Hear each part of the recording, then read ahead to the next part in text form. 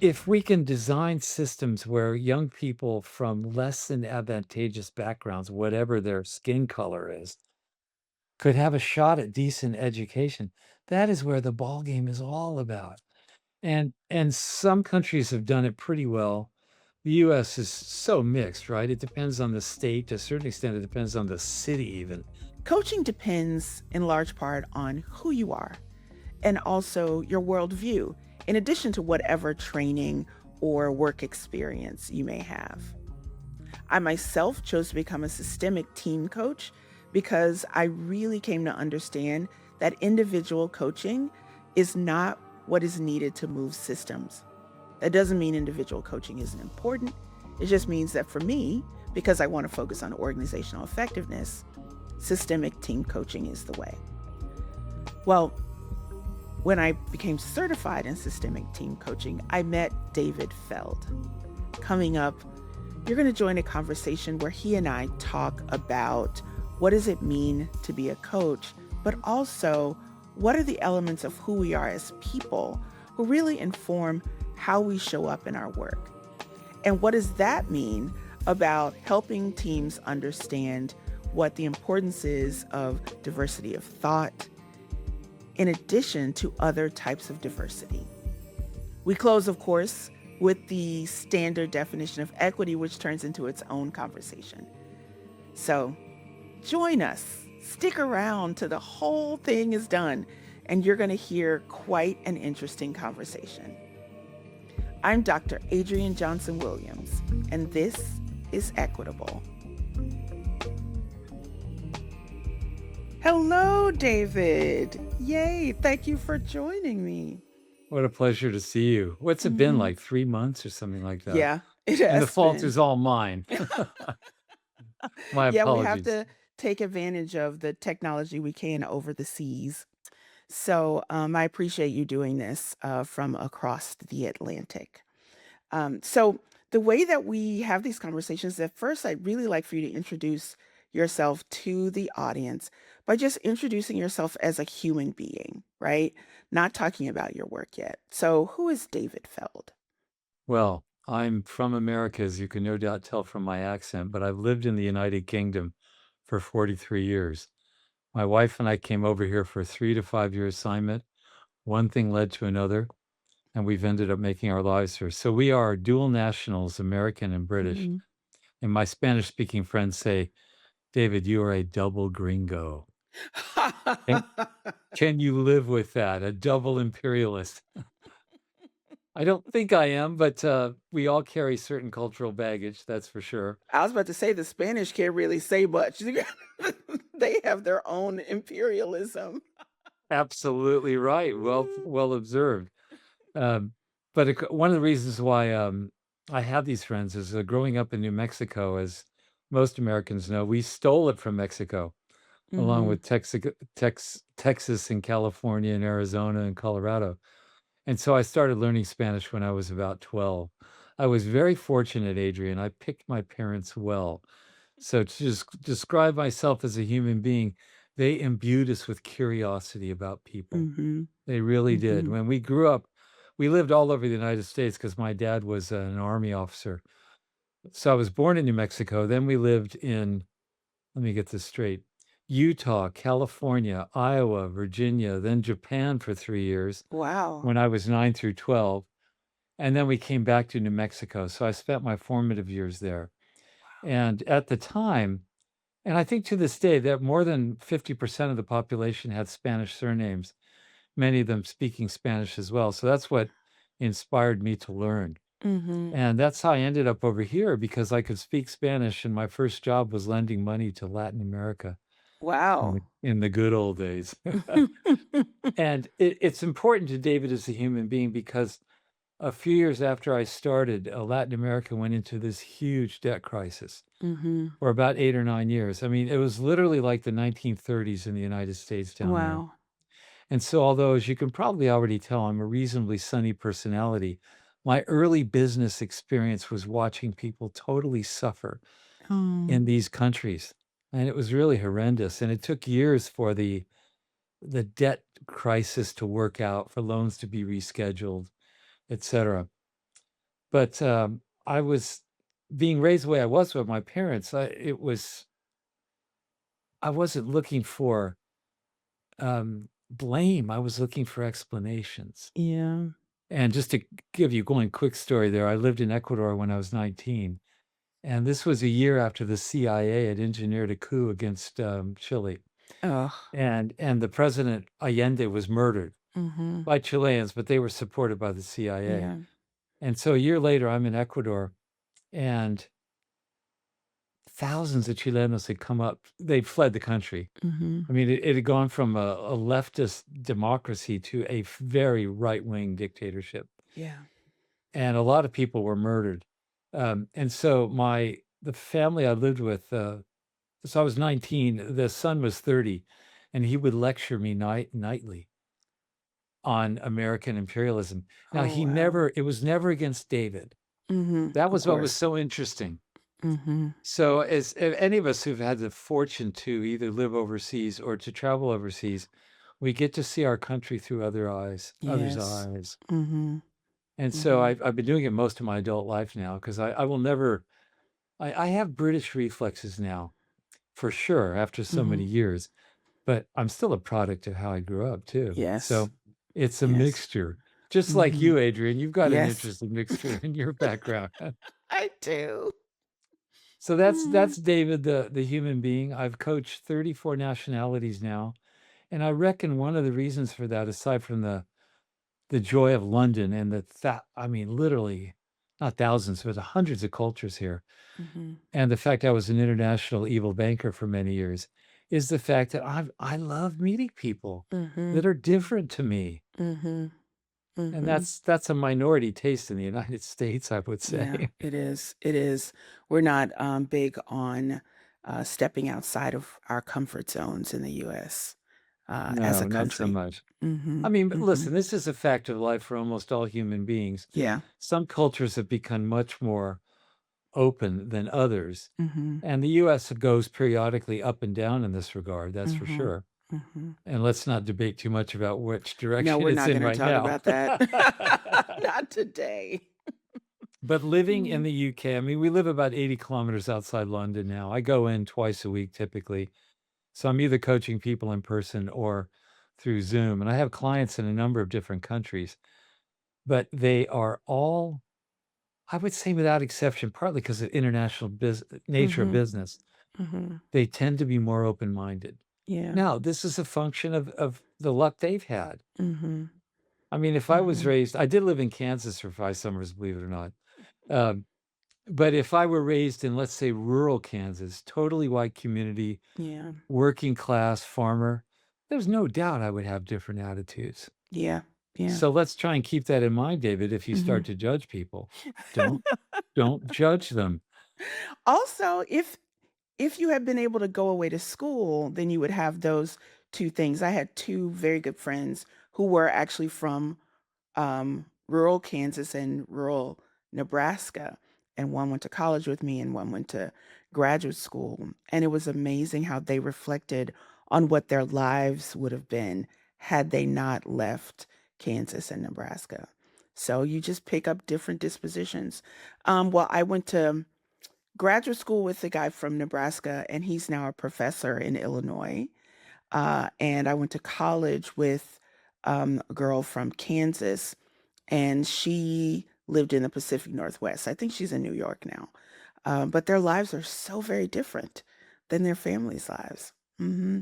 Well, one of the Hmm. more interesting books I've read was by, a guy named Matthew Syed, who is British of Pakistani origin, or, Hmm. his family, and he was talking about the fact that, he got to know a young guy who'd in effect raised in rural, it might have been Kansas, I can't remember exactly, Hmm.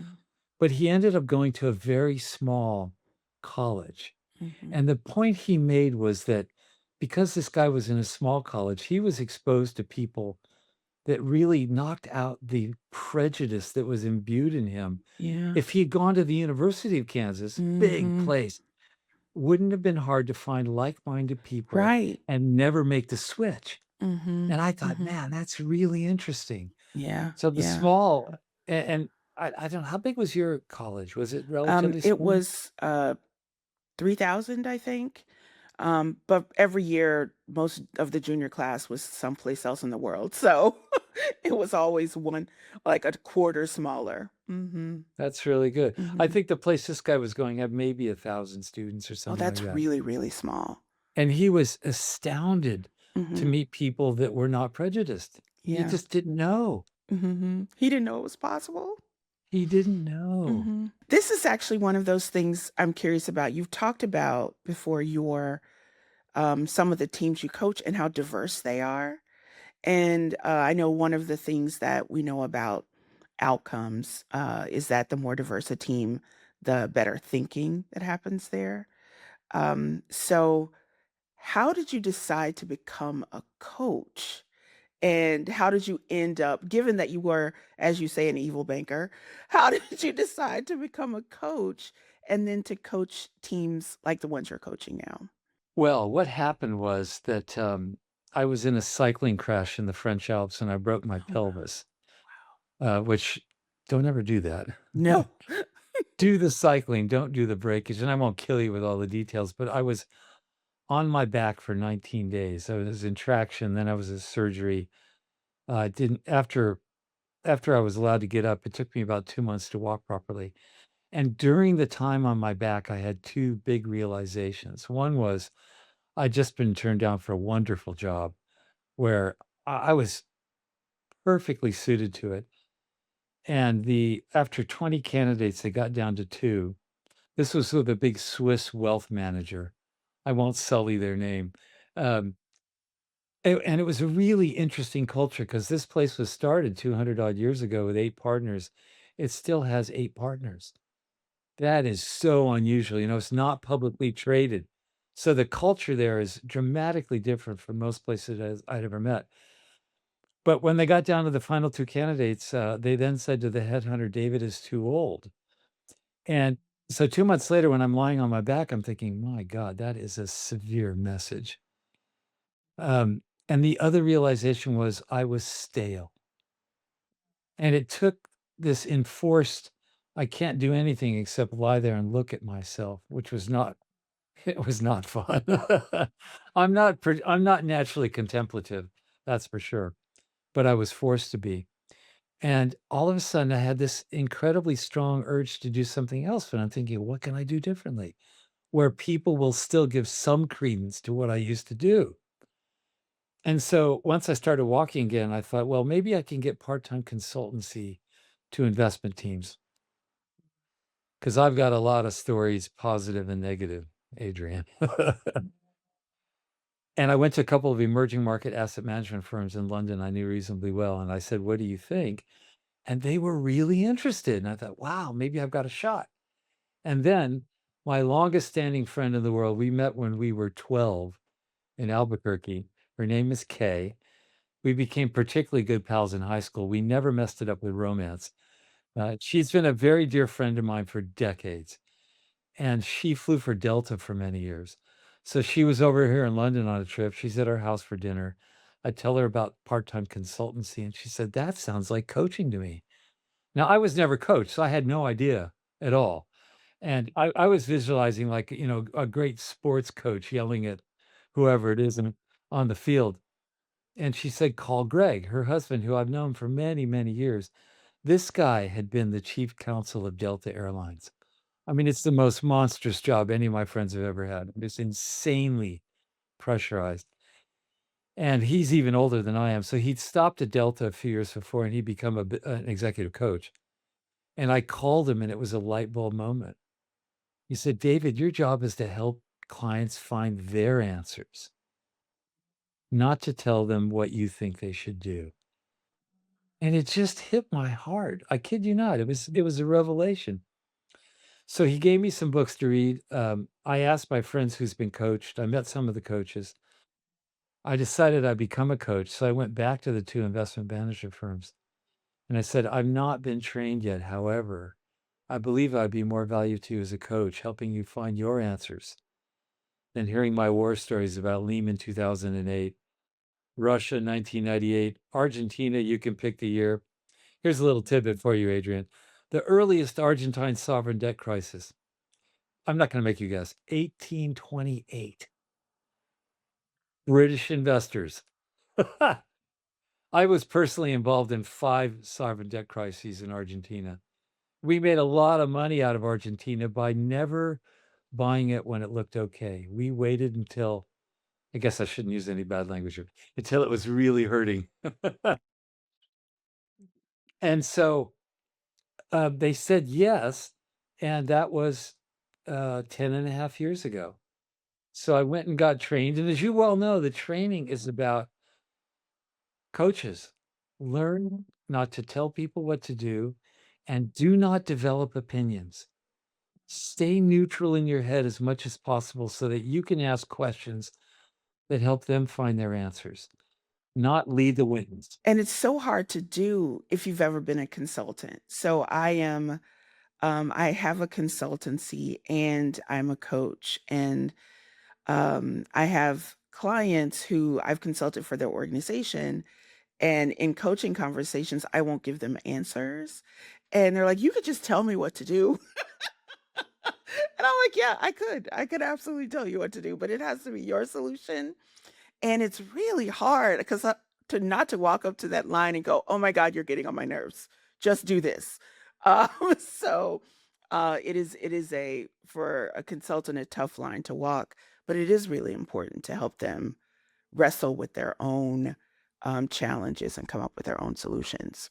I was trained at the company founded by the co-creator of the Grow model, John Whitmore, and he was retired by then. I never got to meet him, sadly, and he's passed away now. His attitude was if you and the client have explored something really deeply and the client has run out of things to say, and you, the coach, have run out of questions, if it's resonating with an experience in your past, with their permission, share it. But that's pretty different. So that becomes a consultancy to a certain degree, but so different from the consultant showing up and asking you to borrow your watch so they could tell you what time it is. Try to lean into metaphor, by telling them back what they're saying and kind of helping them think through it metaphorically and help them move forward. It is really difficult to do.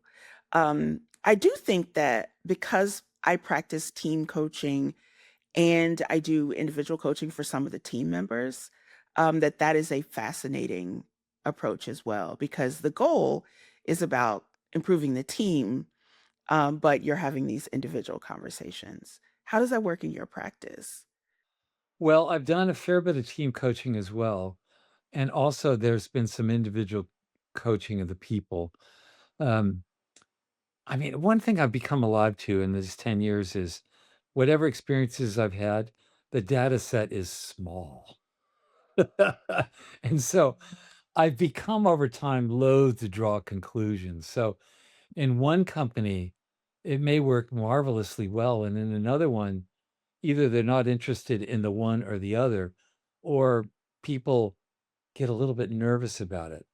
Um, because, one of the great challenges we all have is if we're coaching more than one person in a company, are you really confidential, David? Are you really? And you could swear it up and down, and I am.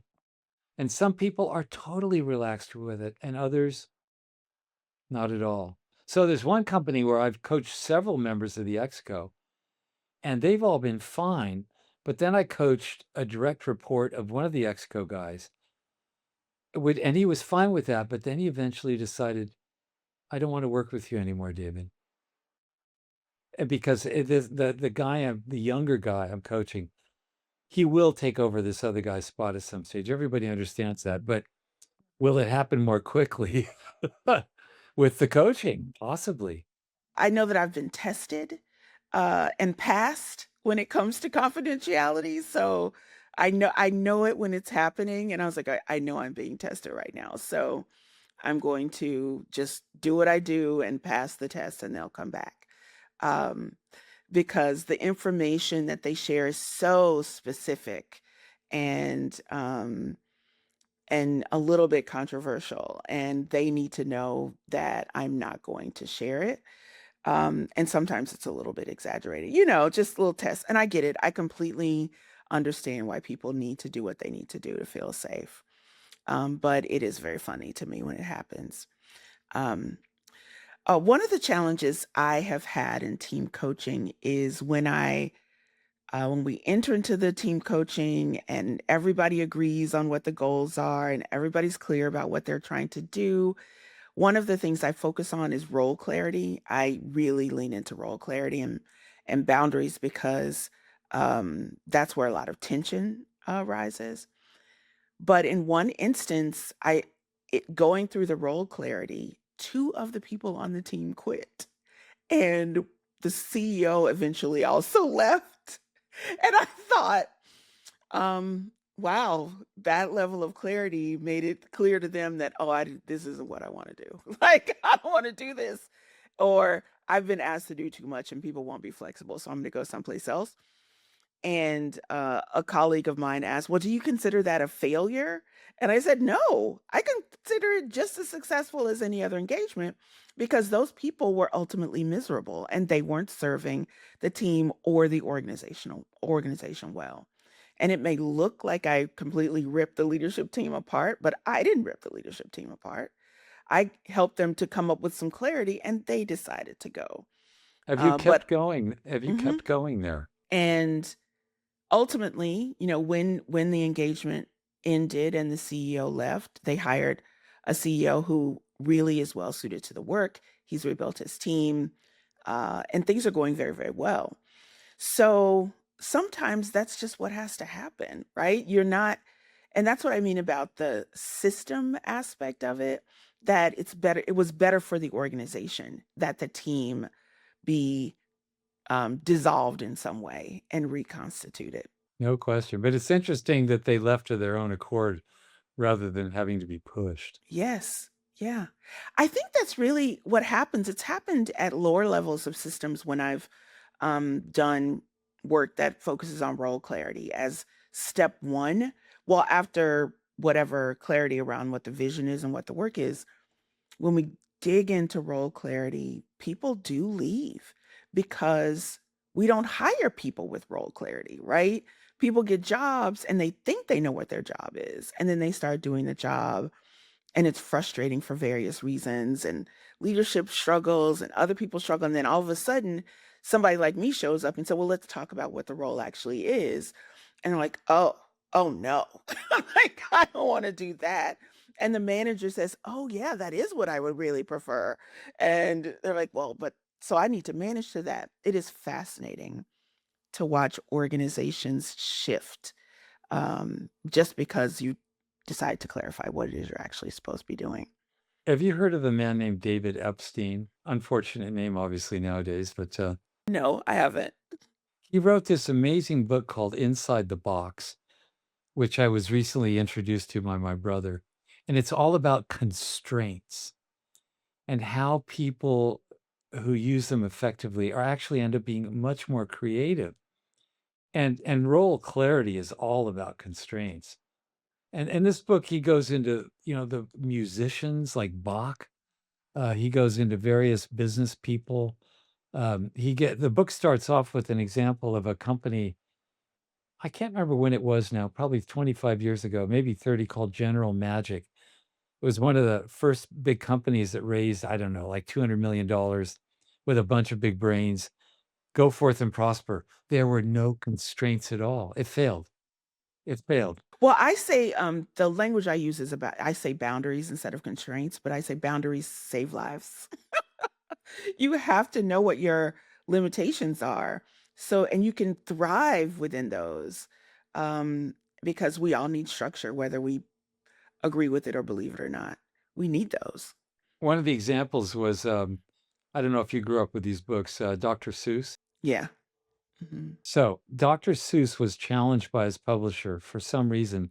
He said, "You're not allowed to use more than 50 words."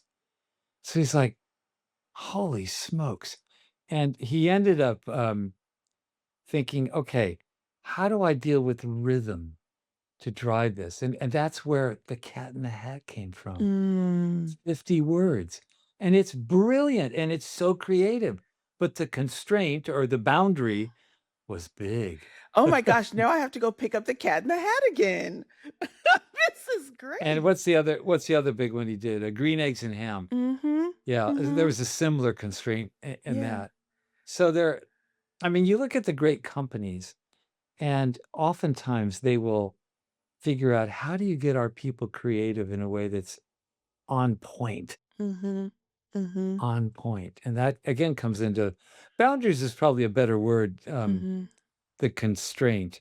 But maybe it depends on the Yeah. culture of the company as to whether Yes. it needs to be something that sounds a little bit more pejorative like Mhm. constraint than Mhm. boundary, which is I don't know, it just feels less pejorative, doesn't it? Yeah. Yeah, it Mm, does. we shall see. Mm. One of the things that I've been when I thought about this conversation, I thought about the groups that I'm likely to work with and the general kind of what they consist of. So a lot of the teams I work with are either all white or mostly white with a couple of people of color or all people of color, right? So we don't have um, the level of, in the world I'm working in, diversity among leadership teams.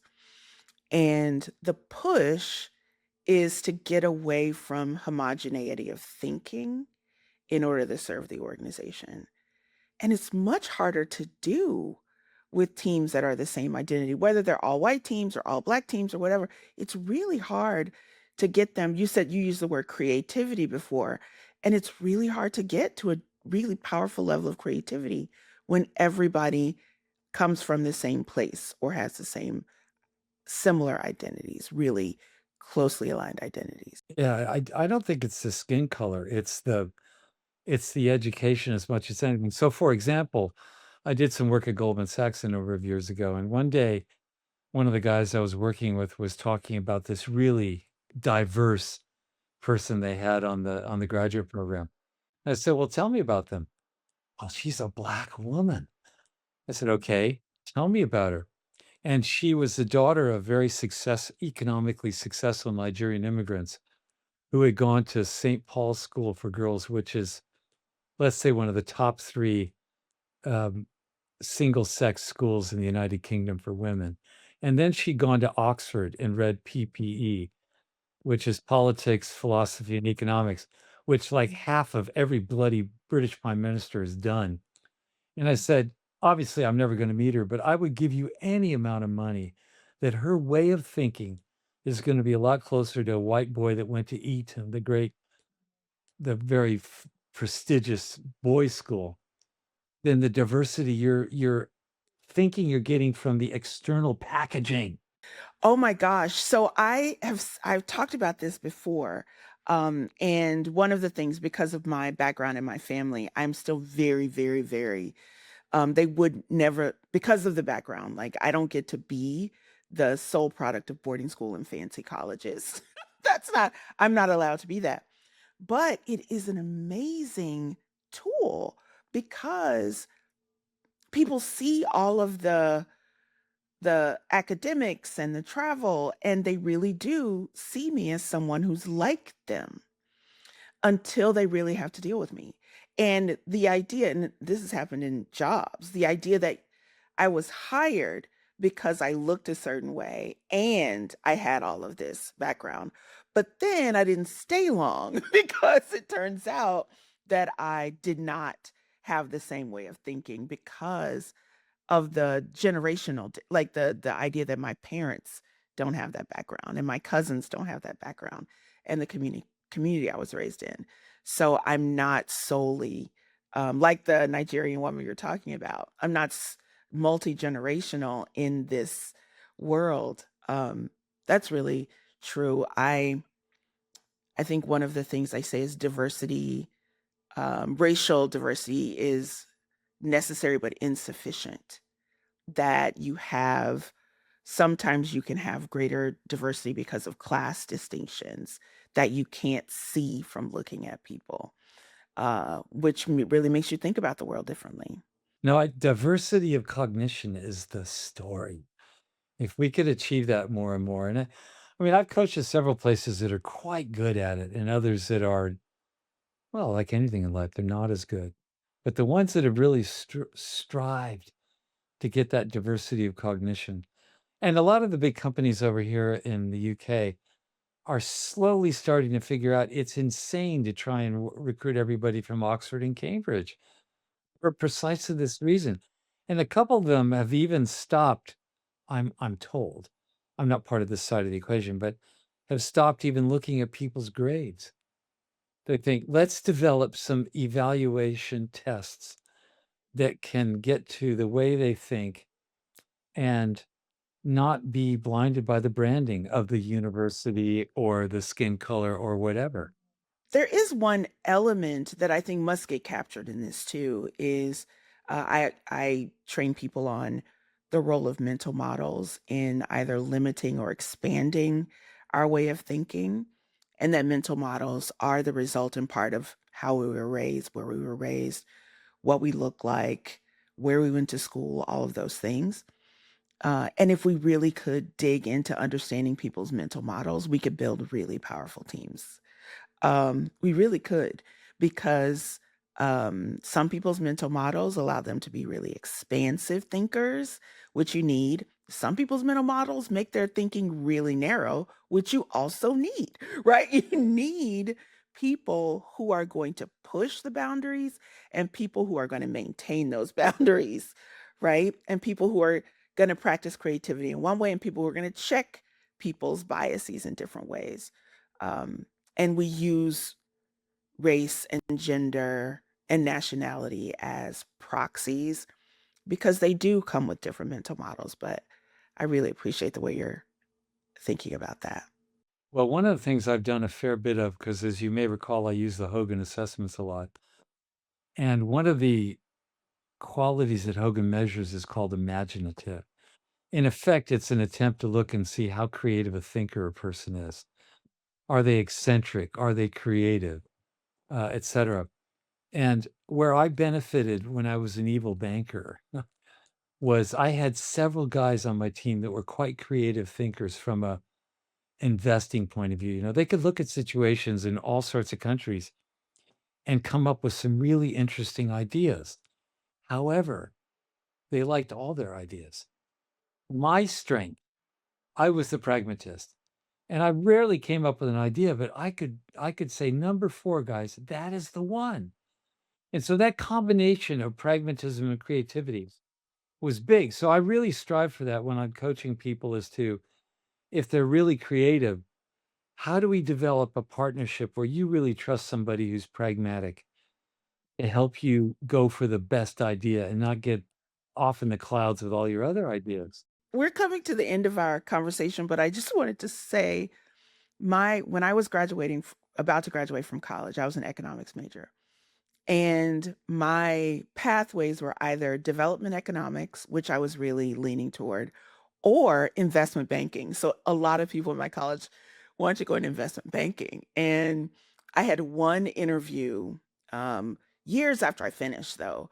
And I just like, I'm glad I didn't do this. I don't think I was cut out for it at all. But I also didn't go into development economics. I thought many of the challenges facing developing economies were the challenges facing cities in the United States. And so I just decided to stay at home. But it was the whole reason I studied French. So I I was a French speaker to go abroad. Um, but there is like just thinking about the personality and the mindsets and the mental models necessary to go into different fields. I think I could be successful any place I go, but I don't investment banking was not gonna be for me. So, I wanna have a whole different conversation about that sometime. Well, I was lucky because I started as a commercial banker, which is definitely more humane. And then when I ended up as, in effect, an investment banker and investor, I was with the Standard Bank of South Africa. And that was and I ended up being one of the founders of the investment bank in London. And it was a pretty humane place, partly because we were not a Wall Street bank, and the mission was emerging markets outside of Africa. We weren't trying to win big bond mandates to be big swinging dicks, you know the phrase, in investment banking within, America or whatever. So that meant the culture was pretty collaborative for an investment bank. Having said all that, though, I'm so fortunate now to become a coach because I am helping people think more clearly, believe their own bullshit less, and be more collaborative. As you said, Adrian, the combo. Look for the combo. Oh, I have so much more to say about that, but we really have to close this out. So, if people wanted, actually, before we ask that question, one of the things we do on Equitable is to talk about equity, racial equity, gender equity, those kinds of things. And I'm curious, although we really haven't dug into this specifically in this call, how do you define equity?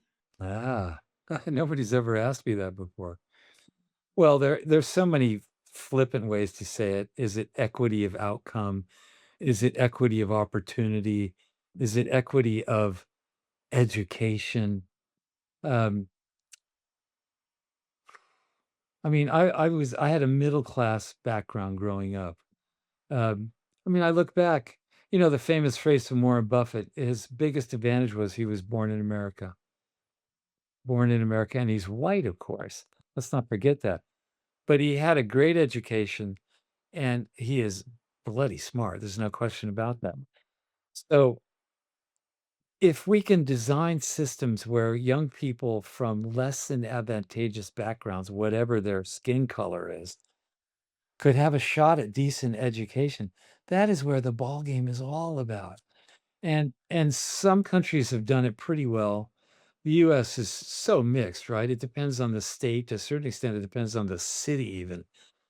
Um, Great Britain, I would say, did it pretty well starting in the 1950s. It's become much more imbalanced now is my impression. I mean, my children are grown, so I'm reacting now, and I regret to tell you they've been out of school more than 20 years, so I'm reacting now to what I read and some of the people I talk about. As an aside, most of the people I coach tend to be between 35 and 45, and I feel like I'm just talking to somebody just like me until children come up, and they say, "Yeah, my 7-year-old," and I'm thinking, "Oh my god, my baby is 39." But equity, I I don't think it's equity of outcome, partly because we are each blessed with a bizarre collection of different talents. So, can it be equity of opportunity, particularly education? Particularly education. And I've met a number of people where you say, wow, they really rose above, but they were lucky. Either they lived in the right spot where there was a pretty decent state school, they call it here, public school in the United States. I mean, just in my own, I went to totally normal school, lots of Hispanics there. And one of my professors, so I'm 13 years old, and his name was Ruben Salas. And, he's bilingual in English and Spanish. And although he was our Spanish professor, he used to basically harangue us about, you guys all have tunnel vision. He worked so hard to get us to widen the view. And that's luck that I had him.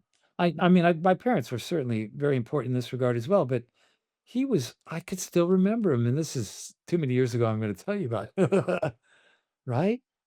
So how do you define it, Adrian? I think it's both a means and an end. I say that equity is when outcomes aren't predictable by any type of identity, and that the means to get there also have to be equitable, right? So that the treatment of people and systems should also not be predictable by any aspect of their identity. So like you, I don't think everybody's going to have the same outcome, right? I don't think it's going to work that way because we are human beings with our own individual capacities and ways of being, but that it shouldn't be predictable, right? You shouldn't be able to predict that if this person looks like this and comes from this place, this is what's going to happen. But right now in America, a lot of things are predictable based on what you look like, where you come from. So I think that's I mean, I don't think that's my definition of equity. That's a cool one. Predictability. Wow. Well, from that point of view, I feel like I've been a little bit successful. Who would have predicted I'd end up as an executive coach, ex-evil banker in London? In London. What I've coached quite a England for few. 43 years. That's amazing. That's amazing. I could really talk to you all day, but we gotta go. So, if people are you one of those people that people can look up and find and follow out there on the internet? And if so, where? Well, I'm on LinkedIn. That's where they can find me. Um, and sure, I'd love, as you well know, we coaches are gigging musicians. So people out there, if you're interested in coaching and Adrian is not the one for you, try me. I agree. I agree. Okay. Thank you so much, David, for taking the time. I really appreciate it.